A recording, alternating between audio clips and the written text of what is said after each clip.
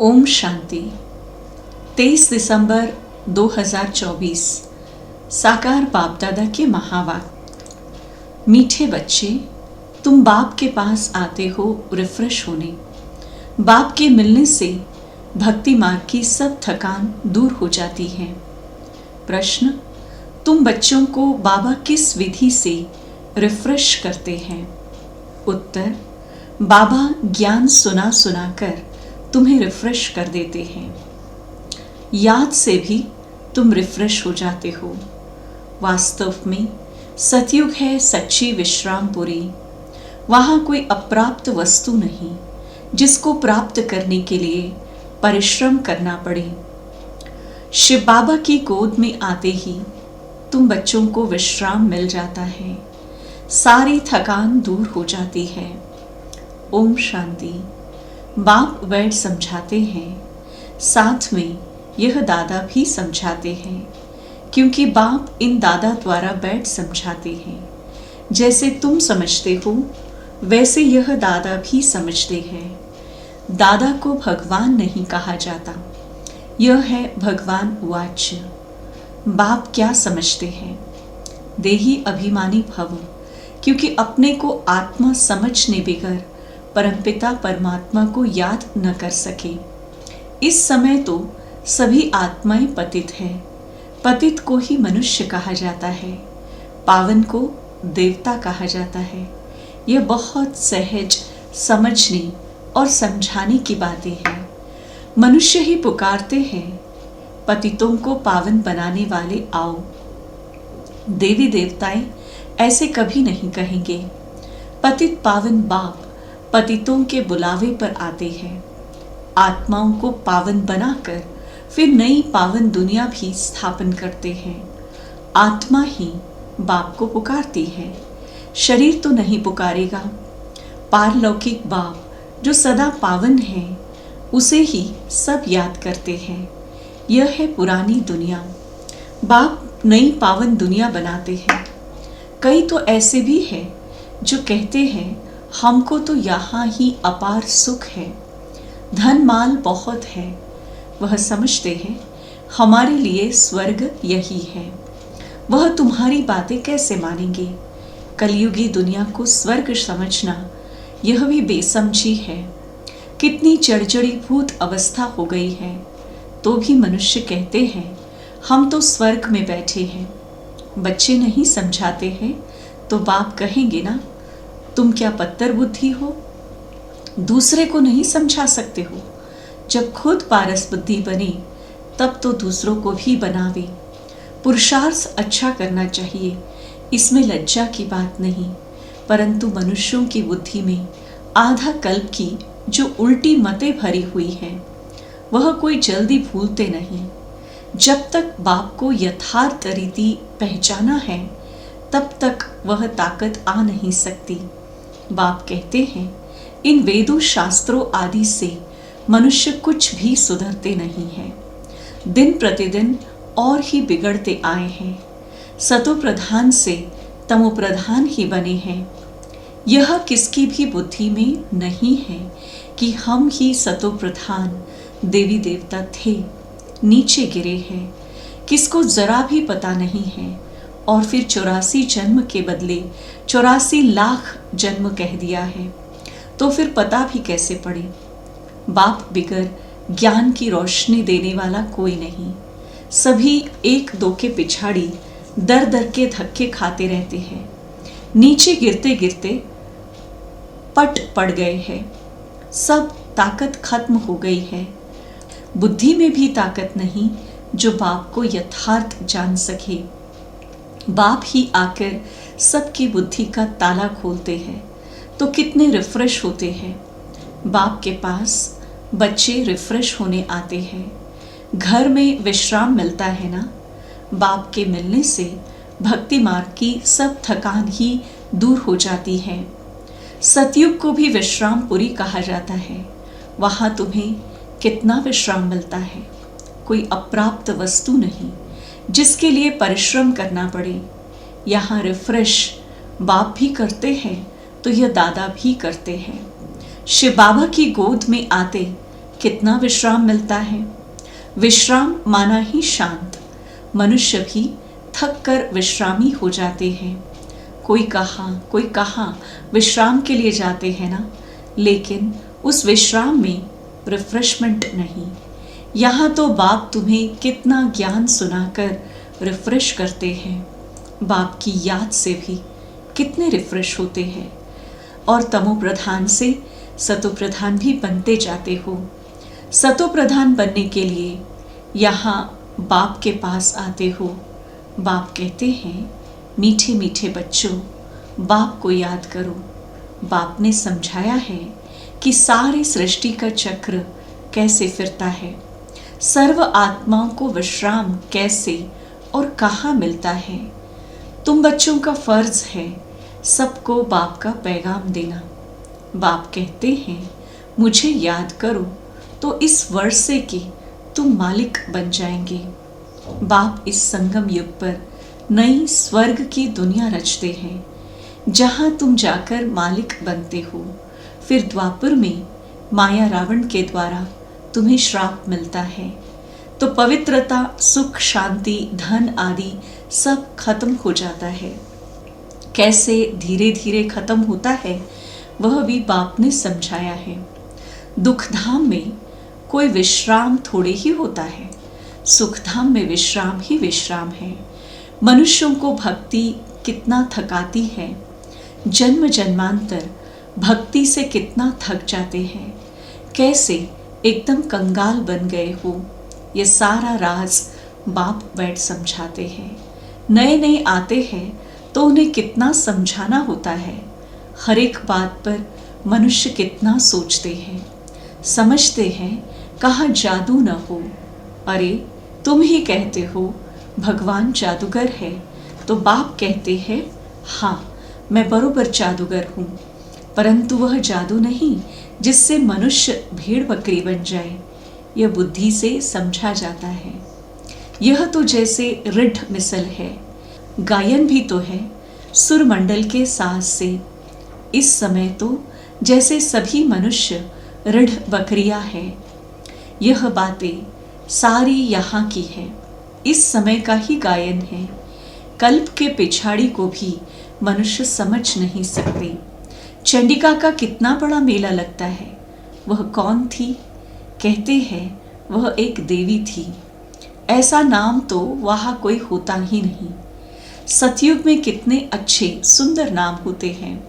सतयुगी संप्रदाय को श्रेष्ठाचारी कहा जाता है।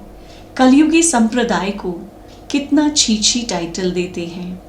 अभी के मनुष्यों को श्रेष्ठ नहीं कहेंगे, देवताओं को श्रेष्ठ कहा जाता है। गायन भी है, मनुष्य से देवता किए करत न लागी वार। मनुष्य से देवता, देवता से मनुष्य कैसे बनते हैं, यह राज बाप ने तुम्हें समझाया है। उनको डीटी वर्ल्ड, इनको ह्यूमन वर्ल्ड कहा जाता है। दिन को सोजरा, रात को अंधियारा कहा जाता है। ज्ञान है सोजरा, भक्ति है अंधियारा। अज्ञान नींद कहा जाता है ना। तुम भी समझते हो कि आगे हम कुछ भी नहीं जानते थे, तो नेति नेति कहते थे, अर्थात हम नहीं जानते। अभी तुम समझते हो हम भी तो पहले नास्तिक थे, बेहद के बाप को ही नहीं जानते थे। वह है असली अविनाशी बाबा, उसे सर्व आत्माओं का बाप कहा जाता है। तुम बच्चे जानते हो अभी हम उस बेहद के बाप के बने हैं। बाप बच्चों को गुप्त ज्ञान देते हैं। यह ज्ञान मनुष्यों के पास कहाँ मिल न सके। आत्मा भी गुप्त है। गुप्त ज्ञान आत्मा धारण करती है। आत्मा ही मुख द्वारा ज्ञान सुनाती है। आत्मा ही गुप्त बाप को गुप्त याद करती है। बाप कहते हैं, बच्चों देह अभिमानी नहीं बनो। देह अभिमान से आत्मा की ताकत खत्म होती है। आत्म अभिमानी बनने से आत्मा में ताकत जमा होती है। बाप कहते हैं, ड्रामा के राज को अच्छी रीति समझ कर चलना है। इस अविनाशी ड्रामा के राज को जो ठीक रीति जानते हैं वह सदा हर्षित रहते हैं। इस समय मनुष्य ऊपर जाने की कितनी कोशिश करते हैं। समझते हैं ऊपर में दुनिया है, शास्त्रों में सुन रखा है ऊपर में दुनिया है, तो वहां जाकर देखें, वहां दुनिया बसाने की कोशिश करते हैं। दुनिया तो बहुत बसाई है ना। भारत में सिर्फ एक ही आदि सनातन देवी देवता धर्म था और कोई खंड आदि नहीं था। फिर कितना बसाया है। तो विचार करो, भारत में कितने थोड़े टुकड़े में देवताएं होते हैं। जमुना के किनारे पर ही परिस्थान था जहां यह लक्ष्मी नारायण राज्य करते थे। कितनी सुंदर शोभायमान सतोप्रधान दुनिया थी। नेचुरल ब्यूटी थी। आत्मा में ही सारा चमत्कार रहता है। बच्चों को दिखाया था श्री कृष्ण का जन्म कैसे होता है। सारे कमरे में जैसे रोशनी हो जाती है। तो बाप बैठकर बच्चों को समझाते हैं, अभी तुम परिस्तान में जाने के लिए पुरुषार्थ कर रहे हो, बाकी ऐसे नहीं तालाब में डुबकी लगाने से परिया बन जाएंगे। यह सभी झूठे नाम रख दिए हैं। लाखों वर्ष कह देने से बिल्कुल ही सब कुछ भूल गए हैं। अभी तुम अभूल बन रहे हो। नंबरवार पुरुषार्थ अनुसार विचार किया जाता है। इतनी छोटी सी आत्मा कितना बड़ा पार्ट शरीर से बजाती है, फिर शरीर से आत्मा निकल जाती है तो शरीर का देखो क्या हाल हो जाता है। आत्मा ही पार्ट बजाती है। कितनी बड़ी विचार की बात है। सारी दुनिया के एक्टर्स आत्माएं अपनी एक्ट अनुसार ही पार्ट बजाते हैं। कुछ भी फर्क नहीं पड़ सकता। हूबहू सारी एक्ट फिर से रिपीट हो रही है, इसमें संशय कर नहीं सकते। हर एक की बुद्धि में फर्क पड़ सकता है, क्योंकि आत्मा तो मन बुद्धि सहित है ना। बच्चों को मालूम है कि हमको स्कॉलरशिप लेनी है तो दिल अंदर खुशी होती है। यहाँ भी अंदर आने से ही एम ऑब्जेक्ट सामने देखते हैं तो खुशी तो जरूर होगी। अभी तुम जानते हो हम यह देवी देवता बनने के लिए यहाँ पढ़ते हैं। ऐसा कोई स्कूल नहीं जहाँ दूसरे जन्म की एम ऑब्जेक्ट को देख सके। तुम देखते हो कि हम लक्ष्मी नारायण जैसे बन रहे हैं। अभी हम संगम युग पर हैं, जो भविष्य में इन जैसा लक्ष्मी नारायण बनने की पढ़ाई पढ़ रहे हैं। कितनी गुप्त पढ़ाई है। एम ऑब्जेक्ट को देख कितनी खुशी होनी चाहिए। खुशी का पारावार नहीं। स्कूल व पाठशाला हो तो ऐसी है, कितनी गुप्त परंतु जबरदस्त पाठशाला है। जितनी बड़ी पढ़ाई उतनी ही फैसिलिटीज रहती हैं, परंतु यहाँ तुम पट पर बैठ पढ़ते हो। आत्मा को पढ़ना होता है, फिर चाहे पट पर बैठे चाहे तख्त पर, परंतु खुशी से खगिया मारते रहो कि इस पढ़ाई को पास करने बाद जाकर यह बनेंगे। अभी तुम बच्चों को बाप ने आकर अपना परिचय दिया है कि मैं इनमें कैसे प्रवेश कर तुम्हें पढ़ाता हूँ। बाप देवताओं को तो नहीं पढ़ाएंगे। देवताओं को यह ज्ञान कहा। मनुष्य तो मूंझते हैं, क्या देवताओं में ज्ञान नहीं है? देवताएं ही इस ज्ञान से देवता बनते हैं।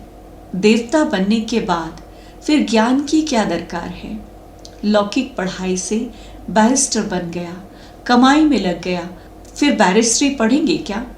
अच्छा, मीठे मीठे सिक्के लधे बच्चों प्रति माता पिता बाप दादा का याद प्यार और गुड मॉर्निंग। रूहानी बाप की रूहानी बच्चों को नमस्ते। धारणा के लिए मुख्य सार। पहला, अविनाशी ड्रामा के राज को यथार्थ समझ हर्षित रहना है। इस ड्रामा में हर एक एक्टर का पार्ट अपना अपना है जो हूबहू बजा रहे हैं। दूसरा, एम ऑब्जेक्ट को सामने रख खुशी में खगिया मारनी है। बुद्धि में रहे हम इस पढ़ाई से ऐसा लक्ष्मी नारायण बनेंगे। वरदान, याद और सेवा से शक्तिशाली आधार द्वारा तीव्र गति से आगे बढ़ने वाले मायाजीत भव। ब्राह्मण जीवन का आधार याद और सेवा है। यह दोनों आधार सदा शक्तिशाली हो तो तीव्र गति से आगे बढ़ते रहेंगे। अगर सेवा बहुत है, याद कमजोर है, व याद बहुत अच्छी है, सेवा कमजोर है, तो भी तीव्र गति नहीं हो सकती। याद और सेवा दोनों में तीव्र गति चाहिए। याद और निस्वार्थ सेवा साथ साथ हो तो मायाजीत बनना सहज है।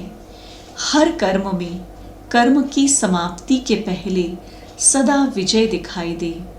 स्लोगन: इस संसार को अलौकिक खेल और परिस्थितियों को अलौकिक खिलौने के समान समझकर चलो। संतुष्ट मणिबन संतुष्ट करने के लिए अव्यक्त इशारा। सबसे सहज सदा संतुष्ट रहने की विधि है अपने सामने सदा कोई न कोई विशेष प्राप्ति रखो।